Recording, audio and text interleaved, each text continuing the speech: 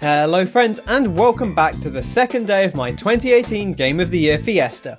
Today we have 5 more categories to talk about: Best Looking, Best Cast, Best Chat Stickers, Best Music, and Best Mission or Sequence, each featuring 4 nominees and 1 winner. As ever, these are just my own personal picks, but I'd love to hear what you would have chosen in the comments down below.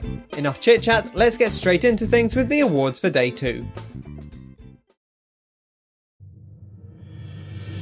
Best Looking.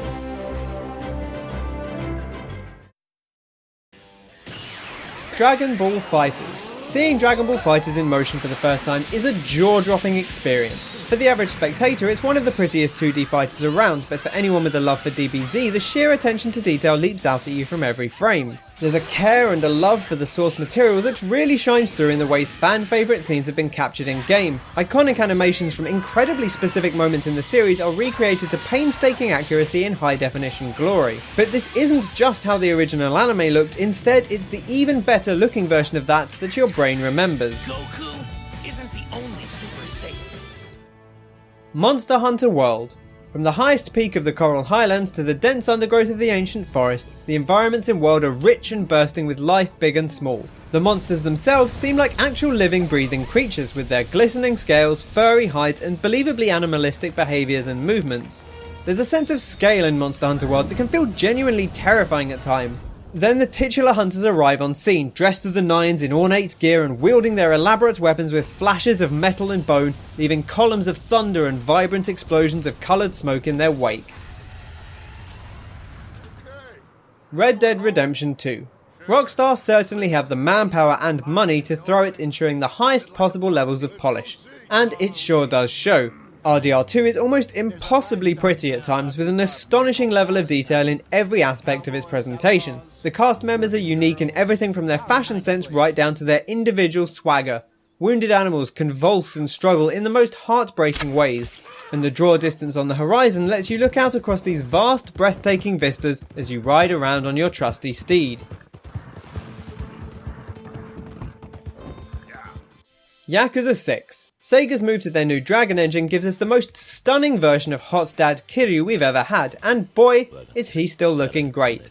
The expressiveness of Yakuza 6's cast is a truly wonderful thing, and especially so when dealing with Haruto. The Yakuza series has previously been one of the better game franchises at including kids who don't look completely nightmarish, but to do so with an infant is an extra impressive feat. The Dragon engine also allows notable changes to the combat too, with moves no longer tied into canned animations and instead leading fists to faces in a much more smooth and flowing fashion. While I'm a huge fan of games which manage to integrate the fantastical and the ridiculous, nailing the real world in detail is probably still one of the hardest things for any game to achieve, and Red Dead Redemption 2 really sticks the landing better than just about anything else I've ever played. Rockstar certainly committed fully to their vision, and while that heavy insistence on realism certainly turns some people off with the slow, deliberate animations and meticulous attention to detail, it drew me completely into being a part of that world at all times. As far as pure visuals go, it's consistently amazing how good this game looks, even on the base lower end versions of current console hardware. Deep snow giving way underfoot, the morning sun creeping over the mountains, a thin mist setting across the swamps. Almost no other game has completely stopped me in my tracks with its visuals the way RDR2 did over and over again. Although, given the vast amount of time and money spent to make it, alongside numerous stories of Rockstar's damaging culture of overwork, perhaps there's plenty of good reasons why other games don't, and perhaps shouldn't, aim quite this high.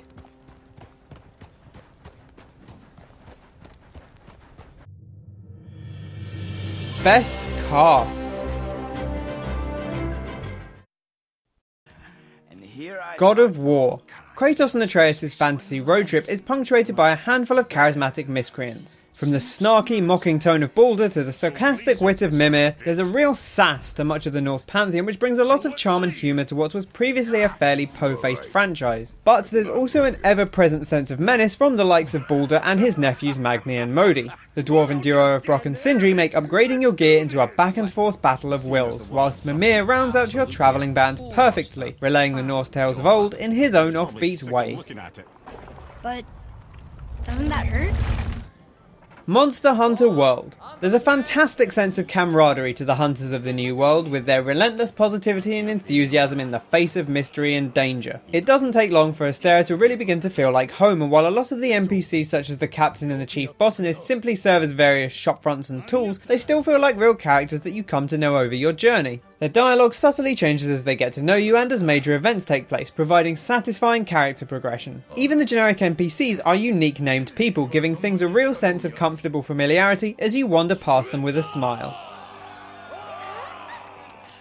Red Dead Redemption 2. Knowing from the outset that Dutch's gang of misfits was ultimately doomed to fall apart, I was concerned that Redemption 2 might fail to find a way to make me actually care about this band of troublesome outlaws. Yet, many of Red Dead's most memorable moments come from the intimate, quiet interactions you have with your companions. It's those little touches that really make the camp feel alive and its inhabitants seem like a family, which makes it far more impactful when someone you've come to love or hate manages to overcome their troubles, or turns against other members of the camp, or is ripped from you in a sudden moment of heartbreak.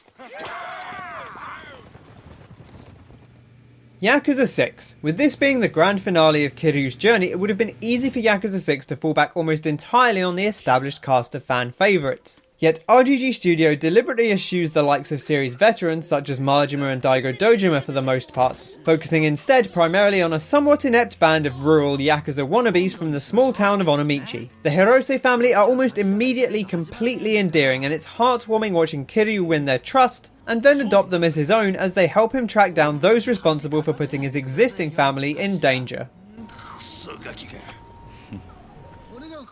For all of the great self-made families in games this year, none felt quite so special to me as Nagumo and his crew. Yuta, Takashira and Matsunaga are all fiercely loyal to their boss, whilst also being well aware that he's more bark than bite and that his hot-headedness will often get them into some awkward situations. Yet, they take everything in stride and truly prove their abilities as the story progresses. Their leader, Toru Hirose, is a quiet yet jovial figure with a sly darkness to his past that's fascinating to watch unfurl. Whilst the Hirose family are the lovable core around which Yakuza 6 is built, the rest of the cast are fantastic too. Sumaya is perhaps the standout, operating as the face of the new generation of Yakuza who believes that tradition is holding the organisation back, yet remains eager to prove himself to the Dragon of Dojima. Closely tied to him and to Nagumo is Kiyomi, a selfless, caring snack bar owner who becomes a cornerstone of Kiryu's time in Hiroshima. In fact, there are so many interweaving factions and characters at play in Yakuza 6 that it's impossible to fit them all in here.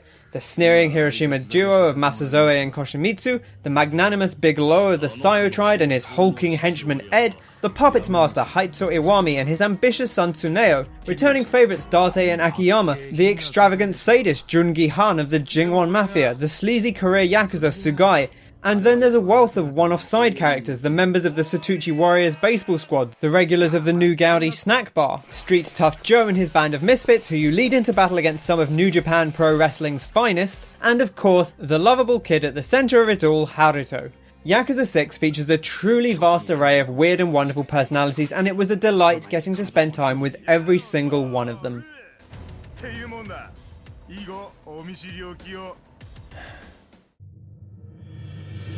Best chat stickers. Donut County. Donut County only has one sticker to its name, but they sure aren't afraid to make use of it. Mia and BK can slam the duck sticker back and forth to one another at almost any point, even going so far as to get locked into potentially endless duels of who's going to stop sending them first. Spoiler, no matter how hard you quack, you'll never be quite as persistent as an AI. It's simple, but just tapping it over and over and over is extremely satisfying. The Missing. Swery has never been one to stray from the preposterous, and the Missing's outlandish, often vulgar stickers certainly live up to that description. They caught me completely off guard when they first showed up, and every new one which popped up afterwards would draw a smirk or a chuckle out of me. They're bold and brash, they really suit the whole aesthetic, and each side character has their own little unique set too to help emphasise their personality and preferences.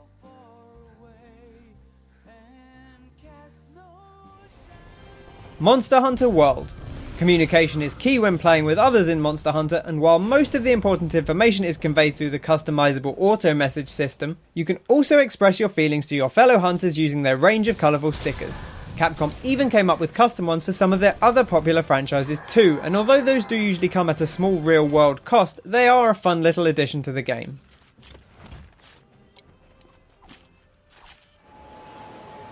Yakuza 6. While Kiryu certainly isn't the most at home with a smartphone in his hands, that doesn't stop him from being able to ping cute stickers out to anyone who messages him, whether that be his personal trainer, his hot date for the evening, or the man from the helpful tip service who messages you from time to time. You'll even get responses from certain people, and when messaging a romantic interest, it can also be used to let them know you want to meet up for another steamy karaoke showdown. While you don't have direct control over anyone's sticker usage in The Missing, that more authored nature means they can add more to the game's dialogue than any of the others mentioned here. Stickers have become an everyday part of modern messaging services, and the way they're used here only adds to the pretty accurate simulations of text conversations between friends and family. Not only that, but despite their over-the-top designs, they're still used to great effect during some of the more emotional moments. Also, I'm desperate to get my hands on a set of them for everyday use in real life.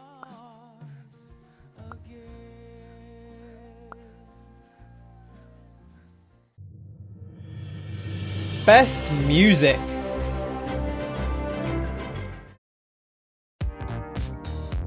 A quick minor spoiler warning for this one. The nature of this category means I will be referring to specific moments in these games, so while I won't go too out of the way to discuss key plot points, know that I will be talking in some detail about potentially spoilery sequences in Astro Bot, Celeste, Monster Hunter World and Return of the Obra Dinn. Astro Bot's Rescue Mission. Astro Bot is a delightfully upbeat game, and Kenny Young's funky fresh soundtrack is the ideal accompaniment to match. Brought to life by SIE's sound team, this is a joyful mix of tunes which brings back memories of those old school platformers that Astro Bot is such a loving ode to. There's multiple memorable motifs which return in various forms over the course of the game, transitioning from a soft mellow underground variant to a more staccato spooky sound, or bringing in wailing guitars as you rise up into the midst of a raging storm amongst the clouds. The boss themes are pounding and frantic, and the whole soundtrack does just as much to bring a grin to my face as the rest of Astro Bot's wonderful presentation.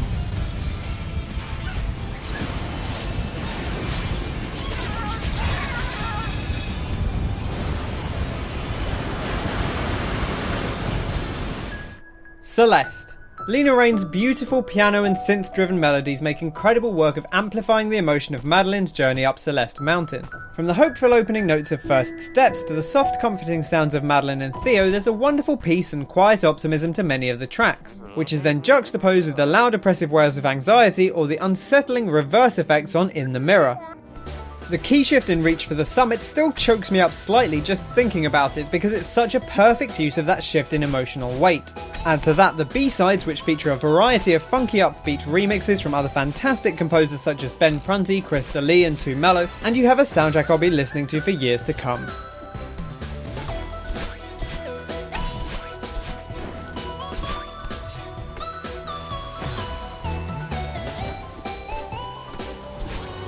Monster Hunter World.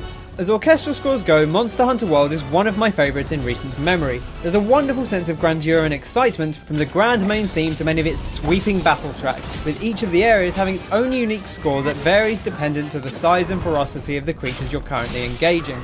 Then there's all the wonderful little riffs and stingers that play when dinner is being cooked up or while you're playing with your pet Poogie. And of course, it would be remiss of me not to mention that song. The eerie strings, that triumphant fanfare, the raucous, booming brass section. A monster as intimidating as Basilgeuse deserves a soundtrack to match, and Capcom's sound team absolutely delivered.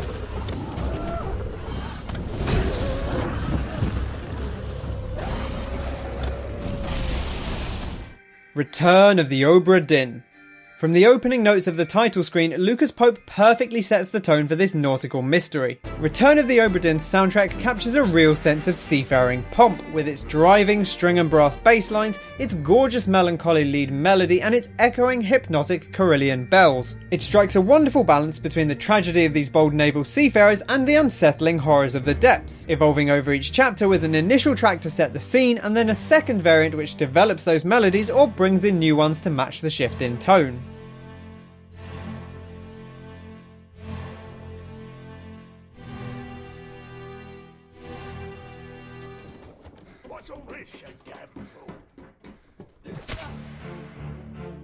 Few soundtracks manage to so perfectly encapsulate their setting and atmosphere as Return of the Obra Dins does. Perhaps its standout is Soldiers of the Sea, where you're brought into a simple scene with a quiet pizzicato bass line that builds this real uneasiness in your soul, before these haunting Carillion bells echo out as you turn to see the monstrosities that are wreaking havoc upon the crew. As you get closer in, the chapter's alternate track mixes up the rhythm of the bass and the sequencing of the bells, driving home the sheer chaos and terror of the whole situation.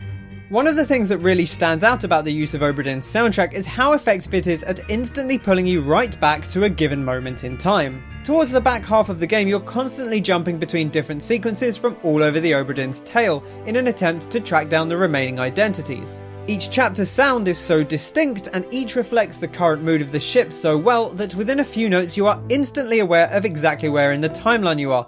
The unexpected tragedy of a bitter cold, the uncertain positivity of unholy captives, or the sheer abject terror of the doom. For just how well it suits the game, Lucas Pope's soundtrack is a worthy winner, but I want to note that while it might seem like the kind of arrangement that only really works in context, I have actually spent a ton of time listening to it since I finished playing, and the opening notes of that main theme bring a warmth to my heart every single time.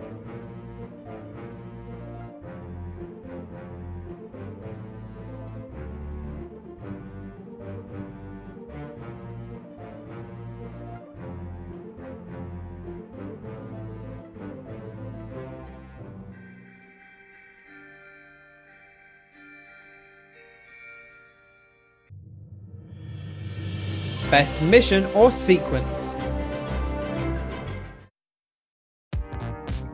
A quick spoiler warning here, in this category I'll be discussing 4 of my favourite individual parts of Hitman 2, Monster Hunter World, Red Dead Redemption 2 and Yakuza 6 in detail. If you'd rather not hear about those yet, now is your chance to duck out for the rest of the episode. Otherwise, let's get talking about those moments. The Kashmirian Hitman 2. Hitman has always provided Agent 47 with a veritable smorgasbord of different ways and means to deliver an untimely end to his unsuspecting victims. But one path in Hitman 2's Mumbai level absolves you of almost all responsibility by having you help another assassin unwittingly carry out the contracts on your behalf. It's incredibly satisfying to get that sensation of teamwork when you lure a target out into the Kashmirian's view and keep them occupied while he lines up that perfect shot. Can you look up a bit? Perhaps best of all, he's none the wiser about this guiding hand until it unceremoniously dumps him behind some bins.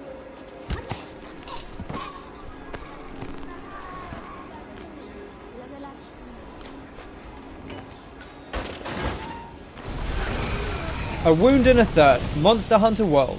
Flagship monsters are traditionally the most memorable moments of a Monster Hunter, and World is no exception. From the early hours, you come across occasional spines embedded into walls, signs of an elusive, deadly hunter. The first time Nergigante properly shows up, it throws the Commission's entire plans into disarray. Getting to confront him face to face is one of the most intimidating moments in the game, this furious frenzy of speed and strength regenerating its spiny armor as quickly as you can break it off. Finally standing as equals against the vicious beast is Monhun at its very best.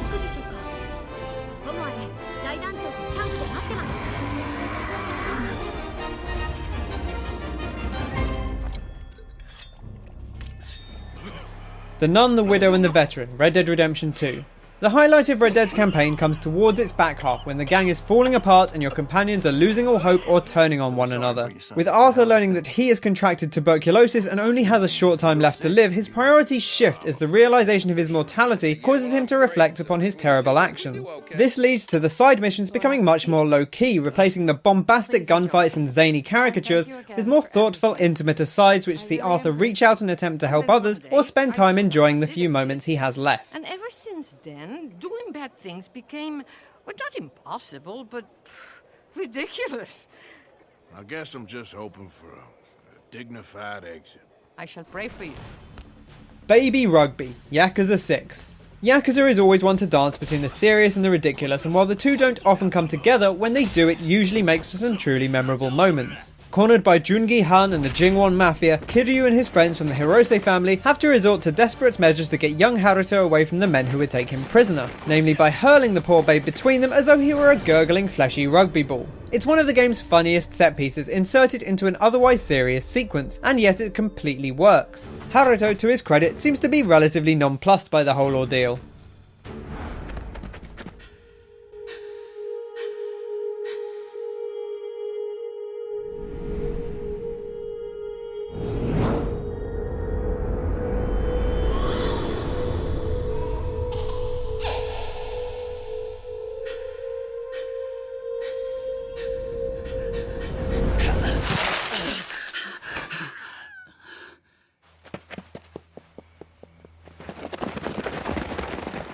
The bad man realises he feels remorse for his actions when he finds out he's going to die soon concept might be rather cliche, but for the most part RDR2 pulls it off because they focus less on Arthur attempting to directly make good for his past sins, and instead have him become warmer and more helpful, not seeking forgiveness but rather creating some good with the time he has left. The particular standouts for me are his conversations with Sister Calderon, who helps him come to terms with his illness, and his time spent with Widow Charlotte and war veteran Hamish. Arthur making friends with retired veteran Hamish was an absolute delight, with the pair just going on these quiet hunting and fishing trips and chatting casually about their history.